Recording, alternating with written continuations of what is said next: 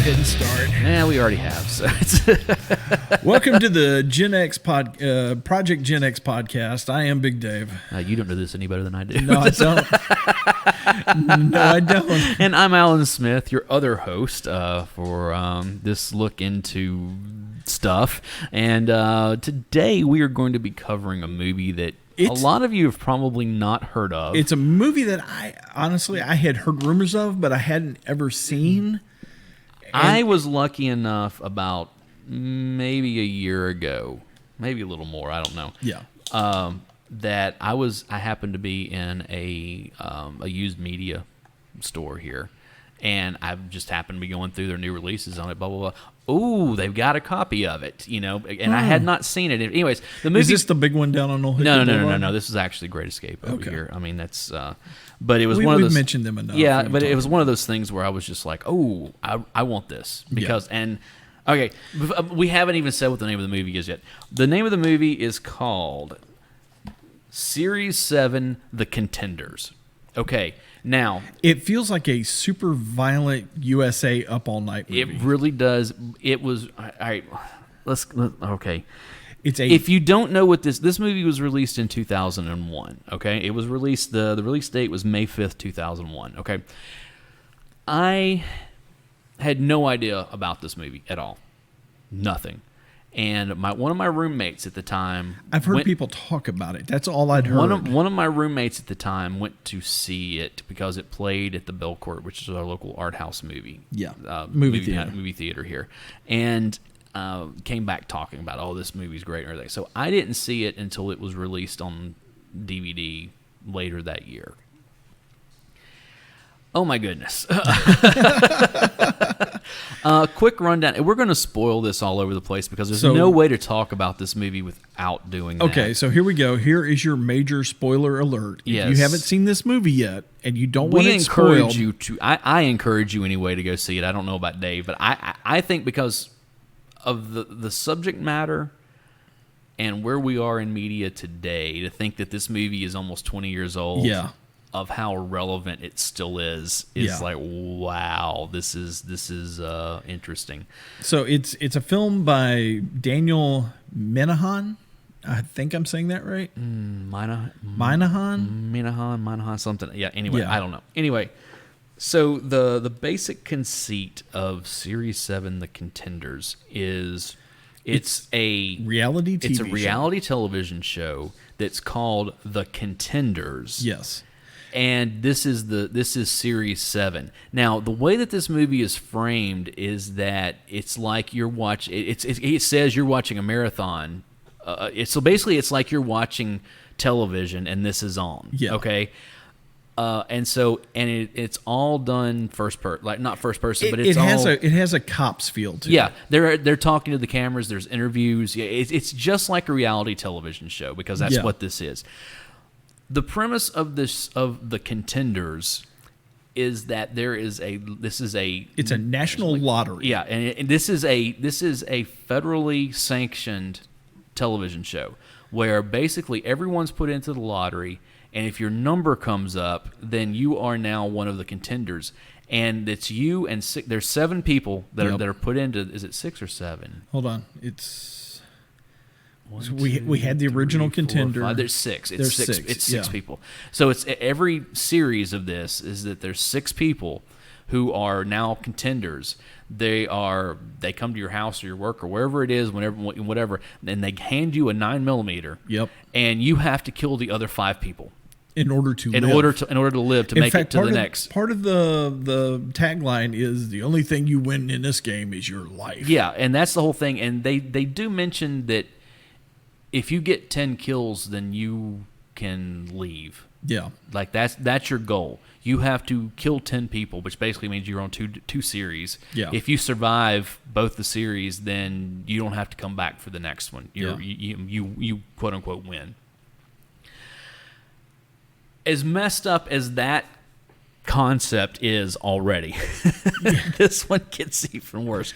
It seems like the lottery kind of picks the worst of society. That it is such a the kind of the main character that we are following here is a woman named Dawn that is 8 months pregnant. Yeah. She is actually in her second series. She won Series 6. Yes.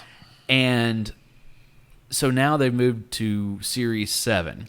Well, Series 7 is set, that's easy to say. Series 7 is set in her hometown, her little hometown back in Connecticut. Yeah.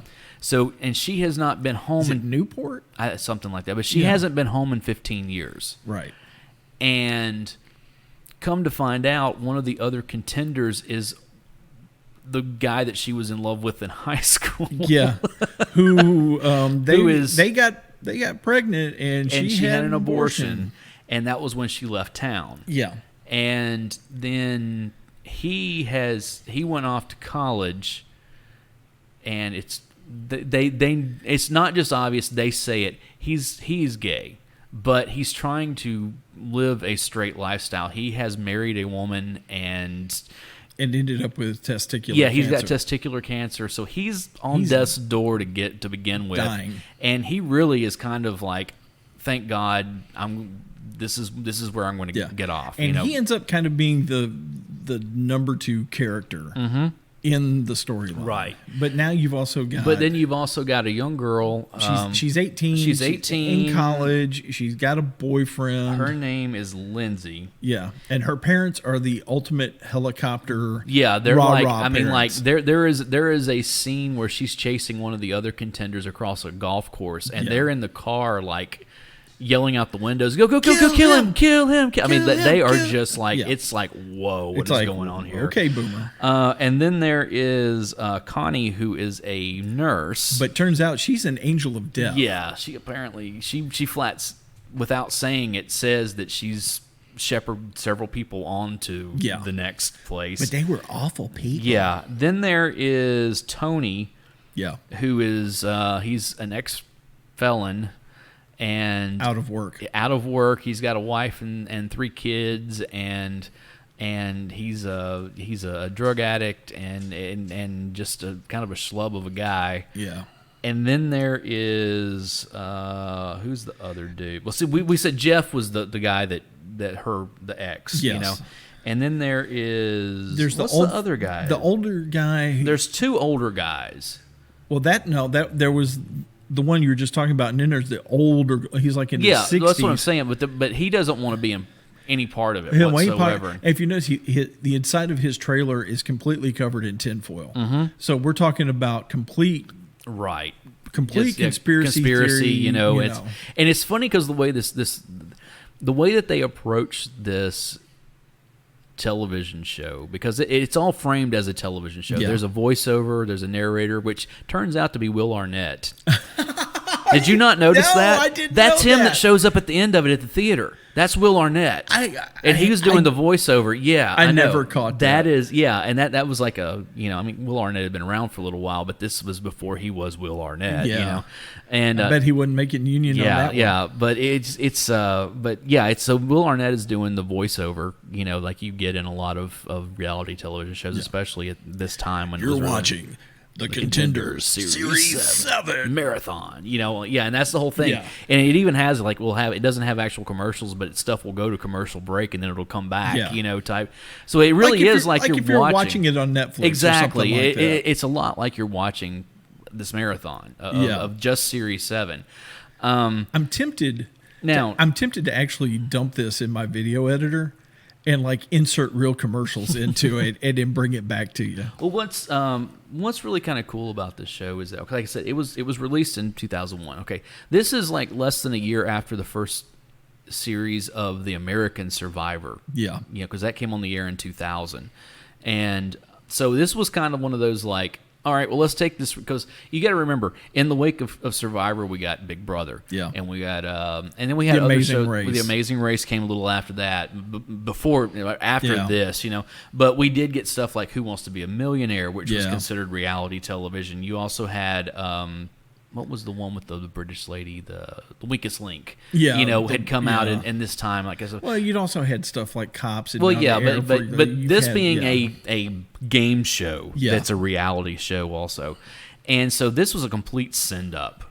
of that show, of all those shows. And it's really scary to watch, like, how reality television has changed over the years to where it's like, no, it's really kind of moving in this direction. Yeah. It really does. I mean, it has a very Running Man feel. It's kind of a mix of that old short story, The Lottery. By Shirley Jackson. And then you add in Running Man, and it's almost like a precursor to The Purge. I can see that. I haven't seen any of the Purge movies, so I don't know all. I know the concept. But I haven't seen any of the movies now. You need to at least see the first one. Now, I did watch, there was that USA the show. No. I watched the first season of that. The TV show and I liked it, okay, But I know the concept. Yeah. I know, I also know that that's another one of those series that started off as one thing and then became something else. Yeah. Because it did start off as a like a home invasion movie, with Ethan Hawke and all that kind of stuff. Kind of. And now it's come down to more about the purge itself and all that stuff than it is about the family that's being affected by it. Yeah. But yeah, so Dawn, and it's one of those things where, again, they're doing interviews. They're talking to. They got a cameraman following each contender around. Yeah, and so she gets back to Connecticut and they're kind of driving through the town and everything, and so she's calling the other contestants messing with them. Oh, there's a bomb. Like, she calls Connie and she's like, "There's a bomb in your house. It's going to go off in 5, 4, 3. And so when she runs out, tries to get in the car, she starts shooting at her, but her gun jams, and it's like she can't get her. It's that type of stuff. And like, she calls the one dude and he won't come outside. Like, she's like, "Look, I'm outside. Just come on." And he's like, "No, I'm not going to." Come out and fight like a man. Yeah, I mean, it's just it's that type of thing.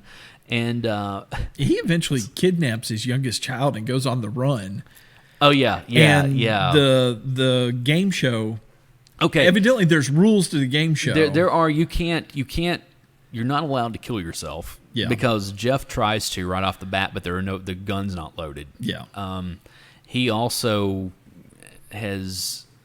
He basically tells, like, when they finally do meet up, he tells Dawn that he wants her to kill him. Yeah. He's ready to go and all that just kind of stuff. Do it. You can't not play. You have to be involved. Like, it's one of those things, like, if you try to, because that's the whole thing that Tony takes off. Like, he tries to run, and like, they have this whole they have this SWAT team. Yeah, the SWAT team's after him and everything. Now, I want to ask you a question about this. Something happens here, okay? When they finally catch Tony, they get the kid away from him. Yeah. And then it goes, they're like, oh, the footage, like, something happened. We didn't have the footage that he's in the hospital now with a self-inflicted stab because he had a knife. Yeah. He stabbed himself in the back. Yeah. And then he's in the hospital, and it's like, wait a second, he stabbed himself in the back? That sounds familiar. Yeah, it's one of those, like, wait a second. What do you mean he stabbed himself in the back 34 times? Yeah, exactly. It's kind of one of those, like, why can't we see the footage? Because the cameras were right there. What happened? And then later in the movie, another situation arises like when that. When Dawn and Jeff they basically take a movie theater hostage. Yeah. And they go, oh, well, this footage was lost, so here's a recreation. A reenactment, yeah. And they have two people standing in, and that's where you see Will Arnett comes in. Yeah. And we find out what... And then the ending of it. We'll get there. But it is a... They kind of goes through, and then Connie puts this whole thing together, like, after she kills Tony, because she goes to the hospital and kills him. Then with her whatever drug she uses to kill she gives people him a drug with. overdose, and then everybody else gets a letter from a quote unquote resistance, underground resistance, to like, hey, if you come to this mall, we can. If you come to this mall and stand out in the open where we can see you, it's in the mall, we kind can of help stuff. you. So they come there as the mall's closing, basically. And everybody kind of gets there, and then come to find out Connie was the one who like sent the letter, and so she's in the upper echelons of the mall shooting at him with a sniper rifle. Well, first off, Lindsay gets there, and her parents are there also, and what was the dude's name? Bob. Bob, who she's already tried chasing down and killing, and he shot her, and so she runs off, and she forgets and leaves her rifle, and her father's like, "No, you man up, and you go back and get that rifle, and you kill that old man." Yeah, I know. Yeah, it's so messed up. But anyway, so she walks in, but her gun the safety's on the gun. Yeah. She forgot to take the safety off, and he catches her by surprise and beats her to death with his cane. Yep. And then Connie shoots him. Yep. And Dawn is there. She sees what's happening because she's on the other side of the mall where Connie is. She sees Connie first, and then she's like, "No, get away!" And it's too late, She chases Connie down, or tries to. Connie gets away in her car. Mm-hmm. Dawn grabs a car and follows her to her house. Right. And breaks in the back door. Right. And then she goes into labor. Well, no, she has Connie cornered. Yeah. And is about to kill her when she goes into her labor. Water breaks, Yeah. And so Connie has to, because she's a nurse, she's like, "I'm not going to kill you until the baby's," So it's a whole thing where she's having the baby on the dining room table. And it's a breech birth, and so they have to call the police or call the EMTs. Paramedics. The EMTs get there, take her to the hospital. Everything's fine, but then after she's had a little time to recover, they take the baby away from her. Yeah, and they're like, "You have to go. You're still in this because you've got to go fight." Connie and Jeff are still out there. Well, in the meantime, Jeff has now deteriorated to the point to where he has to go. He's in the hospital now also. Yeah, because it's one of those things that Connie comes to the hospital because both the people she has to kill are there. Yeah, and she goes after Jeff first. Yep, and then he decides he doesn't want to die. Well, they struggle, and Jeff ends up shooting her. Yeah, and then he decides he doesn't want to die, and he runs off. Yep. Because Dawn came after him. Yep. And this is going to be a really short episode, but it's no. We're going to tie. We can tie to some other stuff. We'll tie this into some of the crap that's going on today. Like with what we just saw with the shootings. I know, and so, Kenosha. But it all comes down to Jeff and Dawn meet each other on a football field. Yep. And they have this plan to where they kidnap the. Take away. Well, they basically go after the cameraman. Yeah. They take the cameras and they run off, and it's one of those things where you see flashes of like people are like reporting them whenever they see them, and everybody has a phone. Well, it's this is even before the phones, the cameras. There's a hotline that you can call, and if you see them, you call them and you report on them. Right, and so you get where Dawn tried to go get money out of an ATM. And I just saw him at an ATM on such and such street. Right, and so you see the ATM footage, of her trying to get money. You see them where they stop to get gas. You see, different stuff like it's a lot of closed circuit television stuff. But you've got the entire population looking for them and turning them in. Exactly, because and there's also like when she. So it's a little bit of Big Brother too. When there's a scene early on where she's at the OBGYN.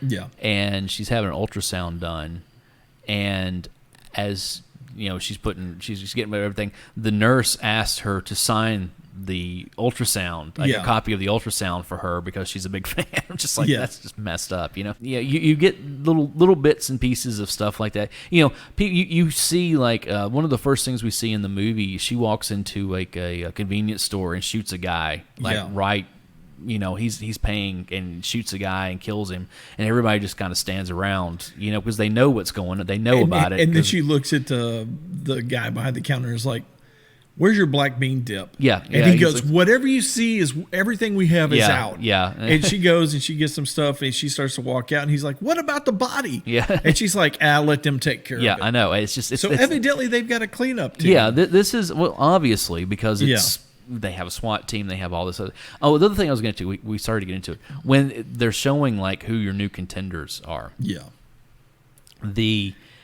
When they're going, they basically go and knock on your door or wherever you are, and they hand you a gun. And the one dude, Bob. Bob doesn't want anything to do with it, and he like slams the door and tries to go out the back window, and they catch him, as he's coming out the window, because it's one of those things you cannot opt out of this. This is if you're chosen, you're mandatory. In this thing. It's kill or be killed. Right, and it's I hate to say that we're moving towards that, we're getting pretty close. I mean, it is. Again. You go back because that was 89 or 90 with the Running Man came out, and we're talking a little over 30 years ago, and that was such this would never happen. And as we've seen reality television, especially reality television game shows, and some of the stuff that there's some show on Netflix now that's apparently pretty mean-spirited, like where you have to like stay up for like 24 hours or something. Yeah, it's one of those things, and it's like, and it's a whole like. All right, you have to look it up. I'm getting the Magic Witch box out. It's a show where you have to stay up, like you can't go to sleep. It takes place over many, many hours, and the questions, so it's one of those things that your brain is kind of, getting a little wonky after a while, and it makes it difficult to answer the questions or to compete in the challenges and. So it's kind of one of those like, this really... It's called Awake. Awake. The that's $1 million game. Yeah, that's what it is. So, and it's one of those things where like, if you miss a question, anything that you've won up to that point is gone. Like there's no like, like with Who Wants to Be a Millionaire, it's one of those things where like, if you get to it and you're like, well, I don't know this question, you can opt out. You walk away with whatever you're getting, or if you miss it, you get a lower amount. Of stuff. So the description on Wikipedia is Awake, the $1 Million Game is an American television game show on Netflix. Contestants on the show must stay awake for over 24 hours before competing in various physical and mental challenges. Right. It was released on June 14th, last year. 2019. Yeah. 8 episodes. It's kind of one of those things when I first heard about it, I was like, man, I wish I was younger because that would have been right up my alley. So you have to be awake over 24 hours before you ever compete. Before you even start. Yes. So you're already sleep deprived. Right. Again, especially when I was younger, you and I would have cleaned up on that show. Really well on it. That's But that's one of the things. I have not watched the show, but I've heard reviews of it from other podcasts that I listen to, and commentators and stuff, and they all said that it's really a mean-spirited show on top of it all. Like, it is just... Wow. It's like unrelenting. And I'm like, okay.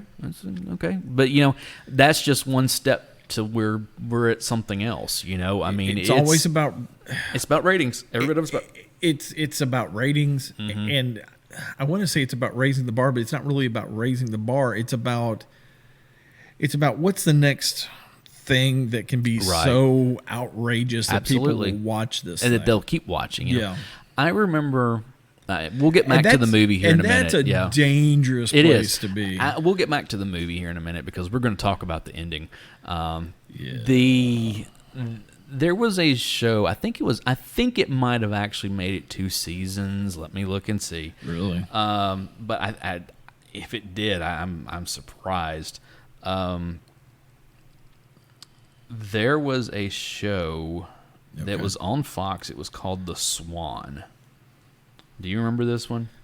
I don't think so. Let me look. I know at one point there was a game show where you were they basically made you an escape convict, and you had to escape and try to get off grid and not get caught.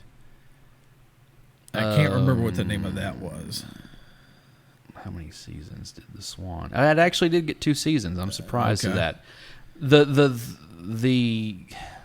Here is the conceit of The Swan. Okay, is that they had I forget 10 contestants or something like that. So.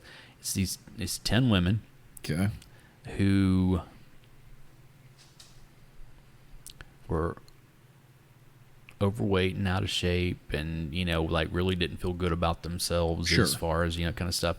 And so basically what they did is they brought them into this house and they would set them up with diet and, exercise routine. They would do plastic surgery, do all this kind of stuff. But the thing is that they would have, like, while they're in there going through this transformation, they had all the mirrors covered so they couldn't see what they looked like or anything.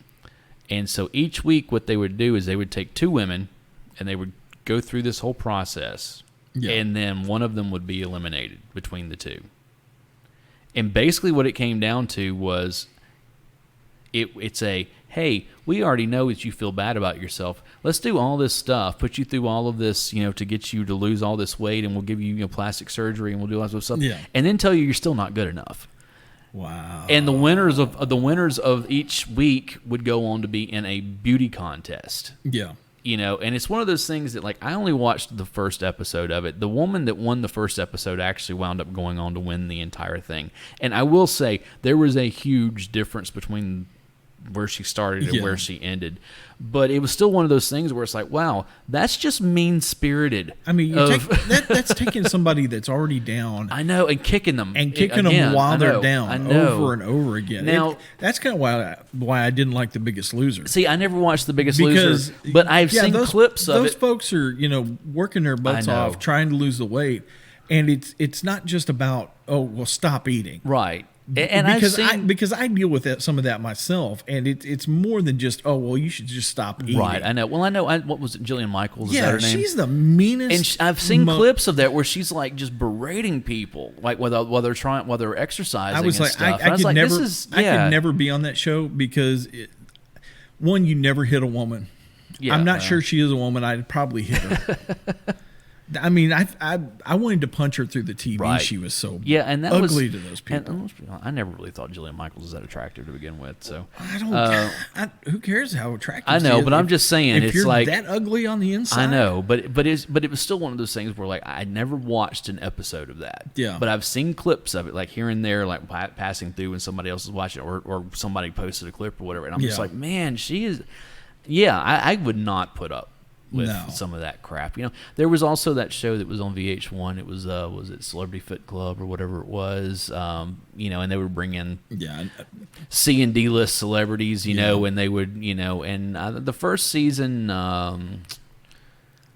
Marsha Brady, Maureen McCormick wound up winning it, and it was one of those, or they didn't. They were teams. It wasn't, but she had this huge transformation. She lost 30 some odd pounds, and and it was one of those things that it really was one of those things watching her go through that process, because she had lost her mom within the last few years, and she was still dealing with that. Yeah. And that's where a lot of the she'd put on weight and all that kind of stuff. But it was watching her come through that was pretty inspiring, because she was so happy at the end of it, type stuff.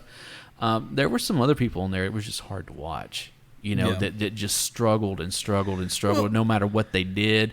Or that was also whenever Screech was on there, and he was just being a complete ass to everybody. I mean, this was where it really people started wow, Dustin Diamond's an ass. Yeah. Type. Again, but, we're talking about that type of stuff. We're talking about a society where Celebrity Rehab is a reality show. Yeah, I watched that. Really? And it was sad. Again, you would see some people come through it on the other side, and it was great. But then you had Mike Starr, who went through 2 seasons of that and still died of a drug overdose. And every time we lose somebody from Alice in Chains, it tears me to pieces. It's one of those things where, and so many people in there, I would sit there and watch that show, and I could tell you who was going to do well and who wasn't. Because a lot of it's the attitude. It's I don't need to be here. This is not a problem. I don't, blah, blah, blah. But the fact that watching people go through I know. drug rehab is a television show? Mm-hmm. Sorry, that's not too far off of what we're talking about. Well, okay, look. With Series 7. And we talked about this in one of our recent episodes about celebrity, or actually last episode about the universes. You're talking about the surreal life, all the spinoffs. You get the Flavor of Love, okay? And there was the spinoff with the New York, the woman that. The whole thing with that. Did you watch Flavor of Love? Okay, here's the thing. She was one of the last 2 contestants. If I remember right, she was the biggest, loudest, meanest. But she made it all the way to the end of both seasons that she was on. Yeah. As one of the final 2. Both times she slept with him, and he chose the other woman. Yeah. Now, I will say this. One of my favorite, I never saw the second season of it, but one of my favorite, one of these trash reality shows from back in the day, especially around this time period, was Joe Millionaire. And I'll tell you why. I completely forgot about that show. And I'll tell you why I liked it so much, because it was all, I mean, it was set up from the beginning.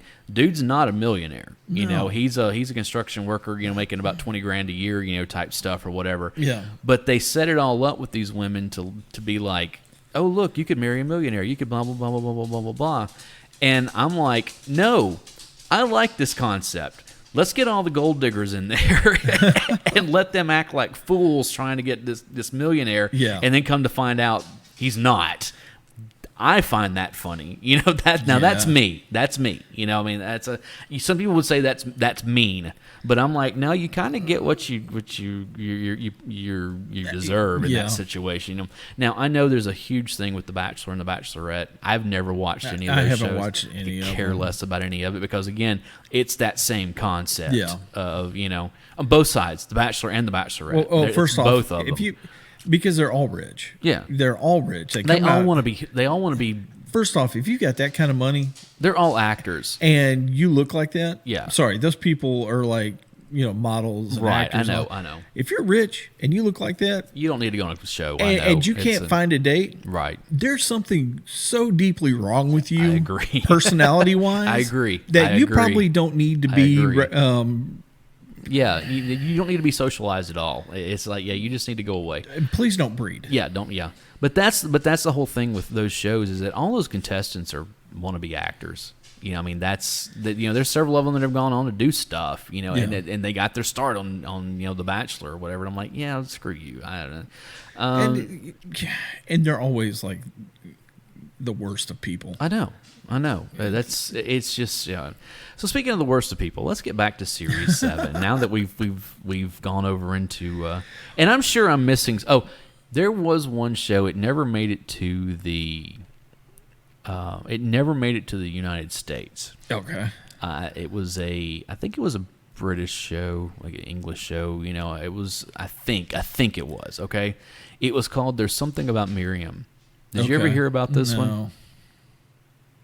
This, in a lot of ways, I love this. I think this is hilarious. Okay. So basically, they had this woman, Miriam, who was looking for, you know, a husband, or, you know, a soulmate, or whatever it was. They were putting it out there. Okay. Yeah. So they had all these guys come on, you know, and they were, you know, going through and competing and blah blah blah blah blah. When it came down to the end of the show, come to find out, Miriam used to be a dude. Oh. They never told them this going into it. They knew, the producers knew, well, that was part of the whole thing. And then it was like, so what are you going to do now? You know, and it's like, can you imagine being that guy coming down to, like, you've been through all of this stuff and it's all on television. Yeah. It's all, you know, and then come to find out this woman that you've been pursuing on this show turns out to have been a man at some point. Yeah. That is, again, very mean-spirited and misleading, and setting you up for, depending on which way you go with it, setting you up for some very bad well, you know, consequences. That also goes back to I was going to bring this into it goes back to the whole Jenny Jones lawsuit that happened in the mid-90s, where, you know, for those of you that don't remember, Jenny Jones was one of those trashy daytime, you know, and one of the episodes they had was someone you work with has a crush on you. Yep. And so they brought this guy on there. Said, "Yeah, there's somebody, you know, wants to tell you they had a crush on you." And they didn't tell him anything beyond that. Well, come to find out, it was another guy that worked there. Well, he wasn't gay. The guy they brought on there wasn't gay, and it was one of those things that he kind of let it. You watch the episode. There was never anything like aggressive or hostile or anything. He was just like, he told him, he was like, I'm not gay. You know, but the thing is that he wound up suing Jenny Jones because it was he was like, I was completely misled here. Yep. You know, he said that they let on that it was a woman that, you know, somebody, you know, and then this whole thing happened. Well, unfortunately, there's something, I don't know all the details off the top of my head, that there was an altercation like later. Yeah.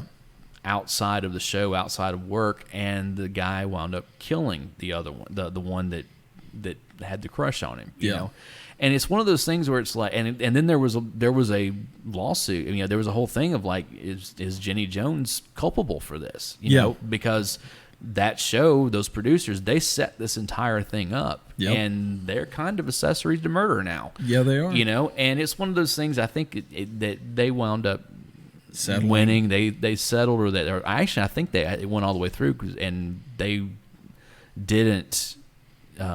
They ultimately didn't have any culpability in it, but the show wound up going off the air shortly after that. I mean, it was just kind of and that's the kind of thing that, you know, whatever your orientation's fine, but to purposely mislead someone and bring them, whatever it is, you know, I mean, whatever it is, you know, I mean, it's like on national TV and embarrass them, with the you know, purpose of embarrassing them, and that's all those shows or are. making them look bad on public, you know, national television, because now that's going to mess with your reputation, your job, everything later on down the road. Not in that whole, you know, like with the homosexual thing. Well, I'm talking with any of it. Oh, I know, but I'm talking about, you know, there were several incidences, not nearly to that, you know, extent. What wound up becoming such a catastrophe with Ricky Lake's show of you know, I've got a secret, you know, and it come to find out, you know, somebody's significant other is cheating on them or whatever, you know, and like, to bring somebody on a show like this and then surprise them with the, you know, in the beginning, some of that stuff was, you know, at least with Jerry Springer, they were paid actors. Yeah, exactly. Well, yeah, that's what I was going to say. In the beginning, like before Jerry Springer became Jerry Springer, some of that stuff was legit. Not a lot of it, but there were some instances of like, no, you could tell this person was really not expecting what happened, you know, type stuff. And that's just, it's just mean-spirited is what it is. You know, that's it's embarrassing, and of course now everybody saw it. You know, not just your friends and your family, but like everybody, people you don't know, saw this. And you know, especially for some of the audiences that they had, especially Springer back in the day, he used to bring in like millions and millions of people watching this show, and all of a sudden, people know your face. They know your name. They know, you know, the general area of the country where you live at. They know what happened to you, you know. And it's so, anyways, let's get back to Series 7 now. Now that we've taken into trashy reality television, because that's what this whole thing is sending up. You know? This movie was basically it's a send up. It's a complete. It's a parody, or not a parody, but a what's the word I'm looking for? Farce, not farce. No. My wife was here. She could tell us because she's smart. Yeah. Not like us. It's satire. There you go. Satire. Yeah. We'll get there eventually. She would come up with it immediately. We'll get there eventually. Yeah. Because we're big dummies. Yeah. So Dawn and Jeff, as they're on the run, they try to escape the show. They try to escape, but then they kind of... They're like, we're in love. I love you. I love you. Well, yeah. But of course, you remember, Jeff's married. Yeah. But it's also one of those things that the wife knows that he's not in love with her. Yeah. You know, I mean, she's been there for him. I think it's 4 years or something like that. I want to say that they've been married, and she's tried. She's tried. You can tell. I mean, and you can tell she's also really worn down, like really worn down in all this. And so, but yeah, they take off together, and they go, but now that they've decided we can't get away the way that we would like to. And this is one of my favorite scenes in the movie. They go into this movie theater. Yep. And they've got the camera and everything, and they basically take it hostage. And so they're with the camera. Dawn is looking. She's like, "All right, look." Or no, she gets on the phone. Isn't that right? And no, she's on. He's shooting the camera. He's shooting her. Right. She's wanting. We've got these people hostage. Right, and she says, if you need to bring me my baby. Right, you've got half an hour to bring me my baby. If you don't, then somebody's going to die. And it's funny because the people in the audience starts clapping, and she's like, "I'm talking about you, dumbass." Well, it really blurs the line because these people are. They've watched the show. They know so what's they think going it's on. a show, but at the same time, they're now active participants that could end up dead because of this. So what happens in this? Will Arnett shows up. Will Arnett shows up, but before he shows, they say, due to technical issues, the film was destroyed, so we're doing a dramatic reenactment of what happened. And then, so it cuts. Will Arnett walks in, and he's kind of being. And we've got two actors playing Jeff and Dawn. Exactly, and they go through a scenario of what happens here. Yeah. And basically, what it comes down to is that they've got Dawn's baby out in the lobby. Yes. And all she has to do is kill Jeff. Right. And they'll give her a baby, and they'll let her go. Right. Before she's killed her 10 people. Now, this is what they are portraying. Yeah. Well, actually, he would be the 10th. No, he wouldn't, because she didn't kill enough. She only killed one other person. Did she kill anybody? Yeah, she killed Connie. Yeah. No, he killed Connie. He killed Connie. Okay, yeah. So anyways. She's still got 5 more to go. Yeah, she hasn't killed anybody in this series. So it is.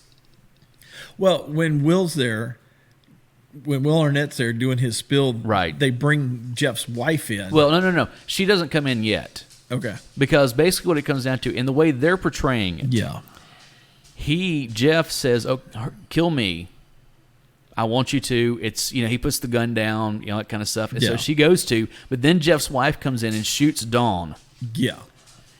And I think she shoots, or no, he shoots himself, right? Is that what happened? Yes. Okay. Then he shoots himself in the head. And it shows them laying there together on the floor. And it shows them holding hands. Right. And in a pool of blood. Right. And it's like, it's a real Romeo and Juliet. Right. And it's this whole, of course, they're doing all this television production and blah, blah, blah, blah, blah. And this is all in that dramatic reenactment. Right. And then it comes in and it says, next time on Series 8, because they're going into the Contender Series 8. Yeah. And they show his wife. She's in prison because she killed Dawn, and she wasn't a member. She wasn't on the show, so she actually murdered somebody. And she actually, the reason, and come to find out, the whole reason Jeff was in the hospital is because she had taken a bunch of his pain pills and blended them up, right, and given them to Jeff, trying to get him dead because Dawn didn't show back up to kill him. Yeah. So she tried to assist him in suicide, and then she shot Dawn. So now she's in prison. Right. And she's saying that it's the television. It wasn't my fault. It was the television show, type stuff. And then they're like, we'll introduce you to our next, blah, blah, blah. And then it says, and next on season 8, we have a new contender. Or we have a surprising contender. Yeah. And they go into the television. They go into a hospital room. Yeah. And Jeff wakes up because he wasn't dying. He looks straight into the camera. He's like, oh shit. And that's the end of the movie. Yep. In fact, I think they even cut it off before he completes it's one of those things though, but it's just like it's such a this is exactly, because the thing with their dramatic reenactment is one of those where it's like, okay, obviously it didn't go down like this. Yeah.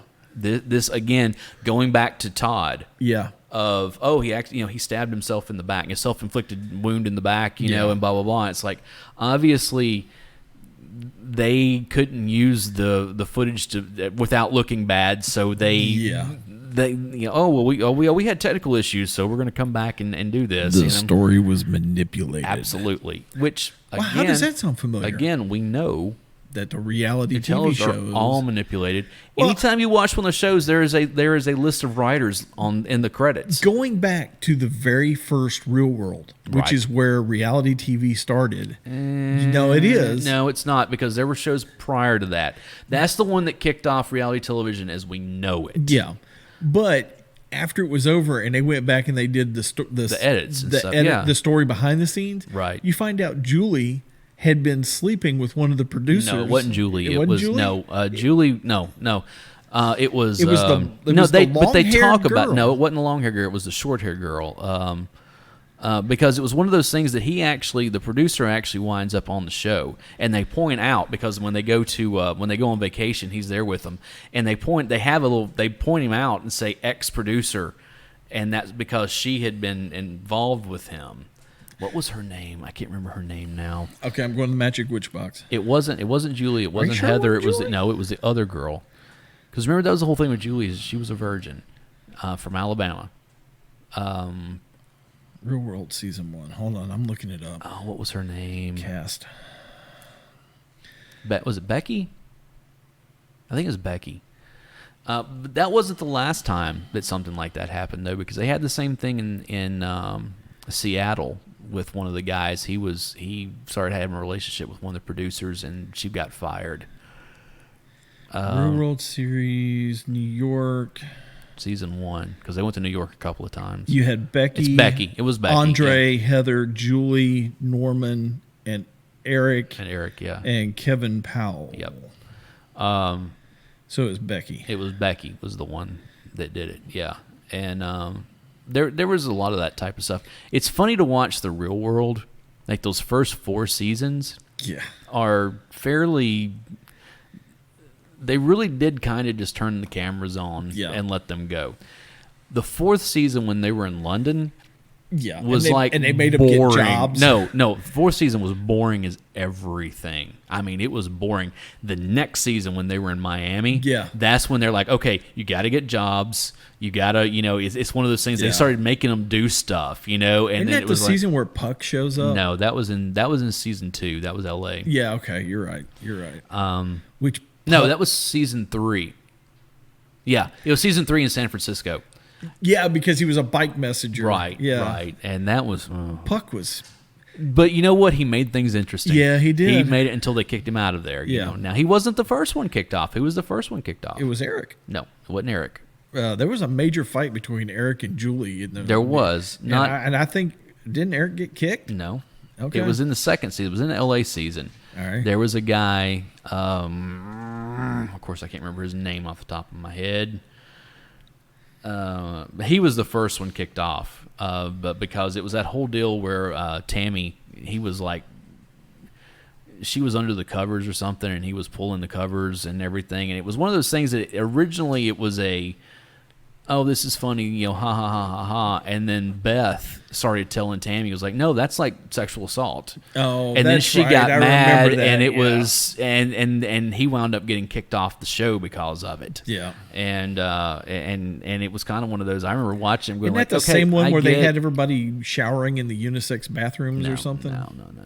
Now that was late. That was much later, dude. I'm telling you, when they got to the Las Vegas episode, they all blend together. When they got to the Las Vegas season, that was the one where it's like, okay, here's our model from here on out. We're going to get these people in here. We're going to get them drunk. We're going to get them horny, and we're going to let it go. And it was all out after that. And then you had Big Brother. Well, Big Brother, Big Brother came around. 'Cause, again, Big Brother was a British television show, and it came across the pond after Survivor was such a hit. Yeah, and all of a sudden everybody's like, oh, what else can we do? And somehow that show's still on the air. So I can't believe that. I've never watched it again. I haven't either. There's one British game show that it's basically a dating show, but everybody's naked. Oh, is that naked and what is it? But like they have like 6 or 7 people, and the first thing they do is they raise a petition up to where you can see them from the waist down naked. And they're like, all right, whose private parts look the most attractive to you? Wow. And I'm like, are you kidding me? Wow, that's funny. I don't know about. I do know it's something like there is a show something. It's not Naked and Afraid. It's no, it's on Discovery. Yeah, it's something else where it is a dating show. I know that it's like where they go on dates without any clothes. I don't know. Anyway, I don't watch a lot of reality television. I don't either. At all. Honestly, the only one I really watched ever was Real World New York. Because it was, I watched The Real World. It was so much different from everything else. But that thing deteriorated so quickly. Oh, yeah. I was like, okay. I watched the first. What was the last season of The Real World that I watched? Oh man, I don't even remember. It was before they went back to New York. It was. Yeah. See, I might have. I caught bits and pieces of Las Vegas, which was after that. I'm trying to think the last time I really watched the Real World. It would have been inside the first 7 or 8 seasons of it. I watched the New Orleans episodes. I watched the Hawaii.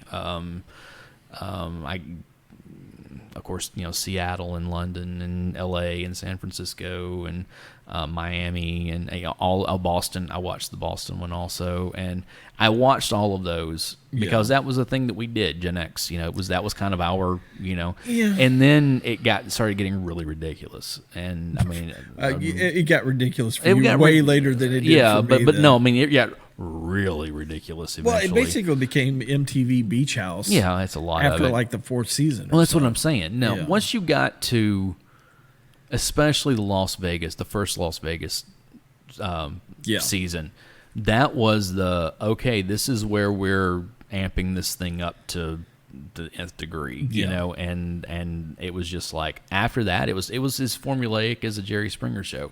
Okay, this is where the person comes out and they get into a fight and this is blah blah blah. On that show it was this is where everybody goes out and gets drunk, they start hooking up, then there's problems because then they break up and they don't like each other and they're in the blah blah blah blah, and it was just it was so formulaic of okay, this is who this person is, this is who this person is, this is who this person is, and it was just like, all right, this is dumb. I will tell you this. You remember when they used to do the Real World Road Rules Challenge? Yeah, I really enjoyed those, and then for a while, and I'll tell you, I jumped off of them after several seasons because when it got into people I had no idea who they were because I had stopped watching either of the shows, I'm like, okay, I don't know anybody on these shows any longer. So but apparently those things are still going on. I mean, we've even missed one here. Fear Factor. Oh yeah, Rogan's show. I mean, I tell you, one time they had a casting call here for it, and I was going to go. Because I'm like, dude, I've got a pretty cast iron stomach about stuff, I mean, just, and I went down to where they were having the auditions, and the line was just, I was like, no, there's no way. Well, the thing about it, even Rogan talks about it on his podcast. Oh, I know. You would get people on the show, and they were not. No, I'm not doing that. And then he would literally have to goad them. I know. Into doing stuff, and that stuff would make it to the show. Where it's Rogan being an absolute, awful person to these people to get them to. Well, that show, eat a bucket of. Whatever. I know it's there was always something really gross, or you need to crawl in this box with like all these poisonous snakes or something like that. That kind of stuff. The biggest thing for me in that show, wasn't. I never saw them do anything that I'm like, no, I would never do that. Just the one thing that always got for me when I was like, I should go on this show was. Sometimes the food stuff, it wasn't that it was so gross. It was that I know how much food I can consume. Yeah. And sometimes it went beyond that. And I'm like, I don't know that I could eat that much. Yeah. That's we need you to eat an entire cow's tongue. Yeah. Like, raw. Okay, but I don't know that I can get it all down, not because of what it is, but because my stomach's just not going to handle it. I mean, just not going to, and that type of stuff. But as far as all the other stuff, I'm like, no, I'd do it. But I was at a casino one time playing blackjack, and this has been years, 14, 15 years ago, And the dealer, we were in Tunica, Mississippi, and the dealer's sitting there, and like I doubled down with the dealer showing a 10 or something like that. And I had done it several times, and I had hit a couple of them, and some of them I hadn't or whatever. And when I did it this last time, he's like, dude, he goes, I cannot believe you're doubling down with me showing a 10 again. And I'm like, hey, you never know, type stuff. He's like, they need to put you on Fear Factor because you're going to be, he's like, I know, you're going to be that, you're going to be that MF for this. It's like, okay, we need you to like drive this, this car at 200 miles an hour and then flip it over, and you're going to be like, all right, here we go. And I had just met the guy. That's hysterical. But did you win that hand or not? I actually did. I actually did win that hand, but then I got cleaned out like not long after that. Well, because the pit boss saw what was going on in the video camera. Well, no, it was because one of the idiots that I was there with didn't know how to play cards. And I've told you that story, right? No. Okay. I'm going to tell this. I know this is getting a little off. Hold on. Let me pull that switch so we can derail this train. So I'm sitting there. I'm sitting at first base. Yeah. All right. For those of you who don't know, it's basically I'm the first one that gets cards coming out all the way around.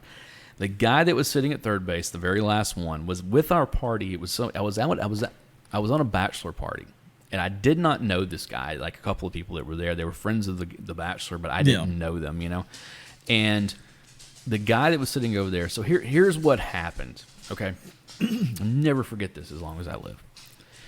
I'm sitting here, and I had it was a double down situation, and I was winning. Like I was winning. I had a lot of money sitting here. Yeah. And I had put $200 on this hand. Okay. Because I was winning, and it was one of those things I basically had $400 sitting in front of me. Okay. I put $200 on the hand. Well, it was a situation where the dealer was showing a 5. Yeah. It's a bus card. Yeah. Okay. I had the opportunity to double down. Put the other $200 out there. So now I've got $400 sitting on this hand. Yeah. Everybody goes around, plays it the way they're supposed to. It gets over to that idiot. He's sitting there with 14. Okay? Yeah. No, he was sitting there with 17. I take that back. He's sitting on 17. He's even got a higher card than what?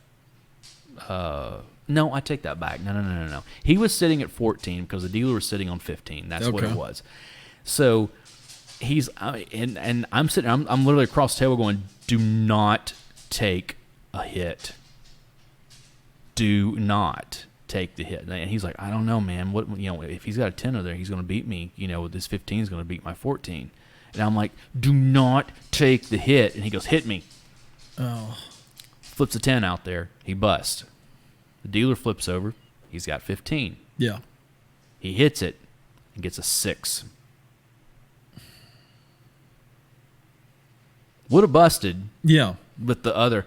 And I just sat there and glared at this guy. And my buddy Rob, who was his bachelor party, was sitting next to me. He was like, "Yeah, let's go take a walk." It's just kind of yeah. Absolutely. I was angry. Yeah, it got cost you $400. Yeah, I know. I would have turned around and looked at it and be like, "You owe me $400." I was so mad at that situation. I was so mad about that. And so that's I know it's gambling. But it's still one of those things where somebody's acting stupid at the table. Yeah. I was going to win $800. I was going to be up $800 basically. And you probably would have bought him something. I may have, yeah. But it was still one of those things where I'm like, you do not hit on the. So anyway, this is why I don't gamble. I'm going to be happy when things kind of start getting a little more normal. Yeah. So I can go back to the casino because the last time I was there, I had a blast. And I always look at it. You have to look at it this way, Dave. Yeah, it's gaming. You go in with a set amount. Once you hit that, money, you stop there. And it's like, hey, you're going there with your friends, and you're going to sit around, and you're going to have some laughs, and you're going to have a good time. And it's like the last time I went to a casino, there was a dealer that was working our table. Yeah. She was. I don't know, she was in her late 20s or something like that, kind of cute or whatever. And we had a blast sitting at her table, just like just cutting up the entire time, and even to the point of where when we were finally done, when she was getting ready to leave, I was like, "Yeah, I'm getting out of here." That she before she left came over and asked my my name, and she said, "Thank you for making the last few hours so much fun," type stuff. Nice. Of that, yeah, that's what I hate sitting at a table with people who are serious about their gambling because it's no fun for anybody. I'll go to friends. Occasionally I'll go to friends. Right. Friendly poker games that they have at their house or something like that. But casino, you just have to look again. It's the same thing. It's the atmosphere. And it depends because if you've got a dealer who's just not personable at all, it's not even. And honestly, I'm terrible at gambling. Yeah, you got to learn how to do it. I'm terrible at it. I've never been good at math. Yeah, I'm terrible at math, and I have a terrible memory. So trying to figure out what everybody else is holding is always it's always come down to just dumb luck, or sometimes I can actually look at a person and be like, Okay, I think I know what you're holding. Yeah, I think so. Sometimes. My bull crap. Sometimes. My bull crap meter will go off and be like, no. Sometimes. I'm terrible at cards. I used to be, again, that idiot that would, I'm always in, no matter what my hand was, and I'm like, that's hoping to draw to something, basically. Honestly, and I'm like, I would probably do better at pure games of chance. Right. Like craps or roulette or something like that. Craps. Because if I'm doing anything else, I'm overthinking it. Craps is, you have the better odds in your favor on craps. Now, the problem with craps, I have never figured out how to play that game because there's so many bets going on. There's so many, you can bet on anything. I mean, anything in craps. And I'm always like, I don't know what's going on here. My friend Dwayne, when he went with us, to the casinos last time, and he was trying to explain. He's like, "Yeah, I always play craps." He's like, "Look, here's your rule: if there's a woman who's throwing the dice, you always bet with her. Like, always. Whatever she's betting, you bet that."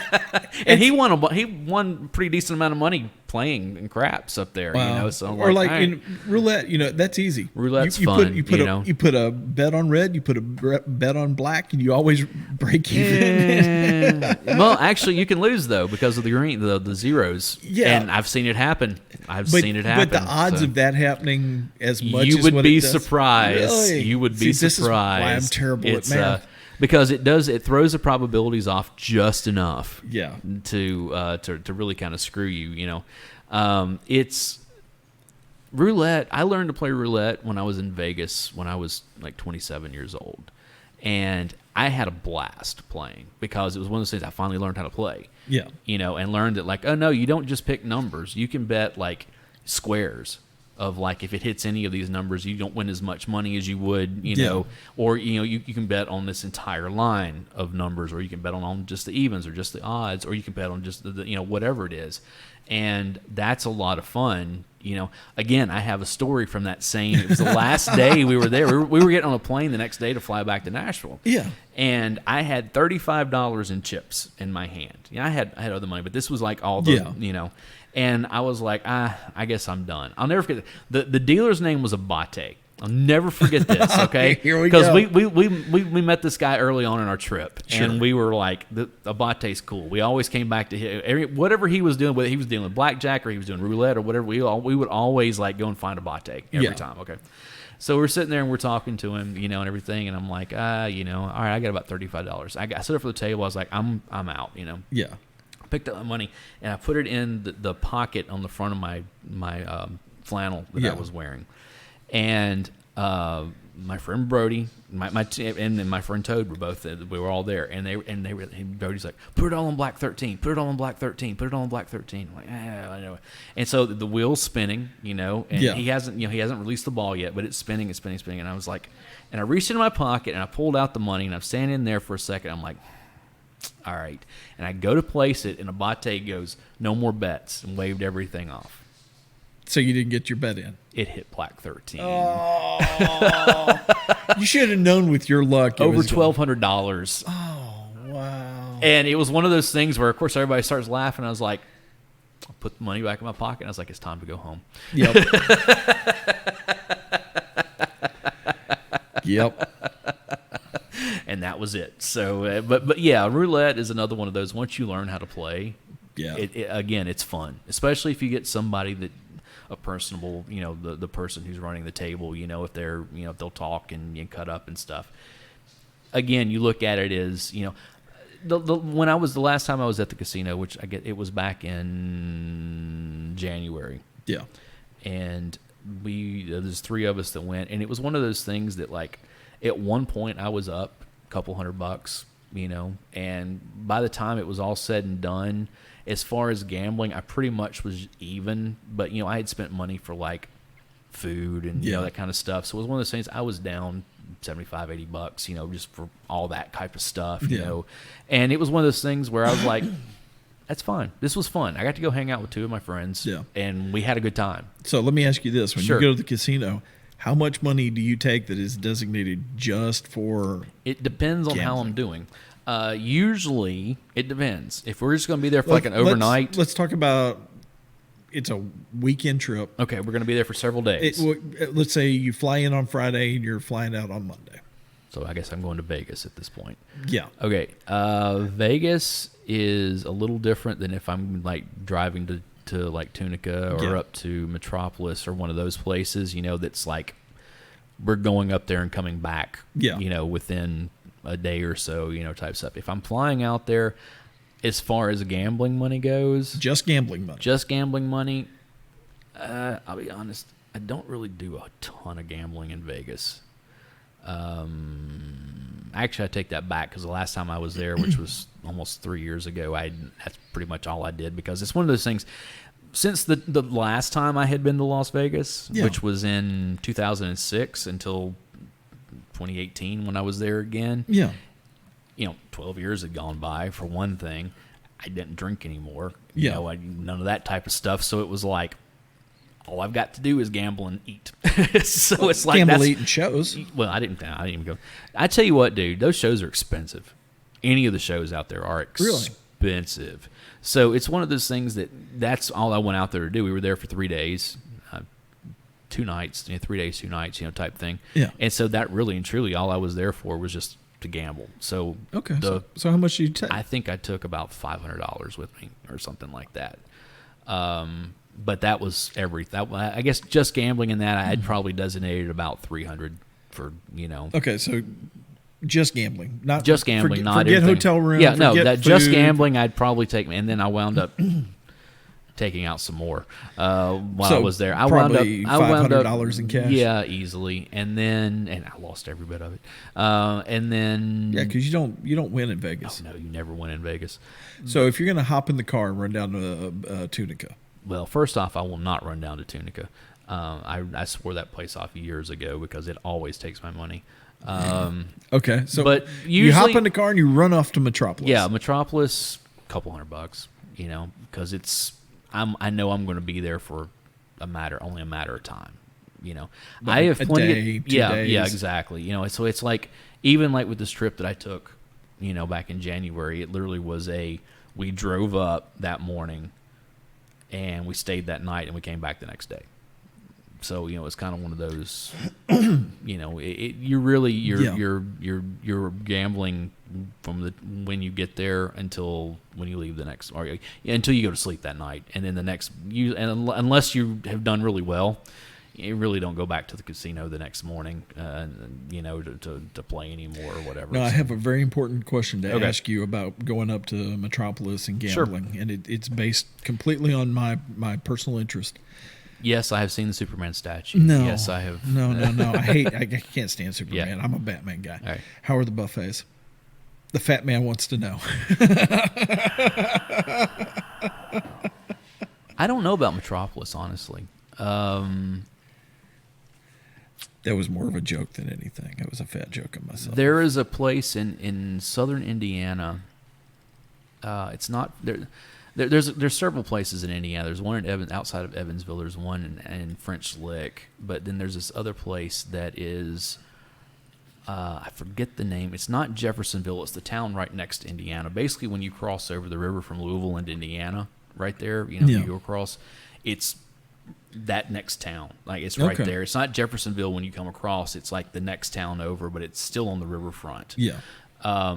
And I've been there probably more times than anywhere else. And they used to, and it's something different now, but they used to have a, what was her name? What was her name? The famous chef. Don't say Paula Dean. It was Paula Dean. It was. Okay. Now, this is going back a few years, but there was a Paula Dean thing, and I'll tell you what, the food was magnificent in that buffet. But then all of her stuff happened, and then they took her name off of it, and they put it's not the same now. So. I'll say this about Paula Dean. The fabulous Miss Nay and I, we actually honeymooned in Savannah, Georgia. Okay. And one of the places we ate was at Paula Dean's place. That was literally the worst place we ate at in Savannah. Maybe because all the other like just the southern cooking that you got in Savannah, you got the hometown the food stuff. Was always overcooked. Yeah, it was way too salty. Actually, the couple times that I ate there up in Indiana, it was delicious. So now if you like that kind of family. We are so far off topic. Oh, I know. Well, no, we are. We stopped talking about anything even remotely close to it a long time ago. I can actually tie the gambling back into the thing because these folks were literally state or federal sanctioned gambling with their lives. Oh, okay. Well, there you go. So anyway, on that note, we'll talk about Fat Man stuff later. Yeah. Thanks for putting up with the last 15, 20 minutes of us just rambling. Check out Series 7, The Contender. I don't think that it's available on any of the streaming stuff. It's not. I looked for it. Because I had to loan you to the DVD. Yeah. It is available on DVD, I can tell you that much. You may have to search for it a little bit. Yeah, you may have to search, but it's definitely worth a look. Yeah. Because it's so funny sometimes movies that we cover, and then you look at like when they were released, and the context now of like, wow, this was kind of prophetic a little bit, Speaking of which, we probably should do one on Idiocracy. I've never seen that movie. You've never seen Idiocracy? I have not. Okay, I got to find a copy of that. I know. Everybody keeps talking about that's where we're living. We have been for years now. I'm like, whatever. So anyways, thanks again for listening to the Project Gen X podcast. If you would like to follow us, you can find us on Instagram, Twitter, Facebook, Parler or whatever, all under Project Gen X Pod. Yeah. And our email is projectgenxpod@gmail.com. And then our hub is caffeineandsleepingpills.com. Correct. And there are links to all of these in the description. Yep. So come and check us out. And we have some cool things coming, especially on Caffeine and Sleeping Pills. I've got several people working on columns, to write articles for us, series for us on everything. And I'm still trying to get Dave to do I'm trying something. to decide what I'm going to do. I don't know. Maybe it'll be something about tech help or something. There you go. There you go. It's so how to start your podcast. There you go. So anyways, again, guys, I am Alan Smith. I am Big Dave. And we'll see you next time. See ya.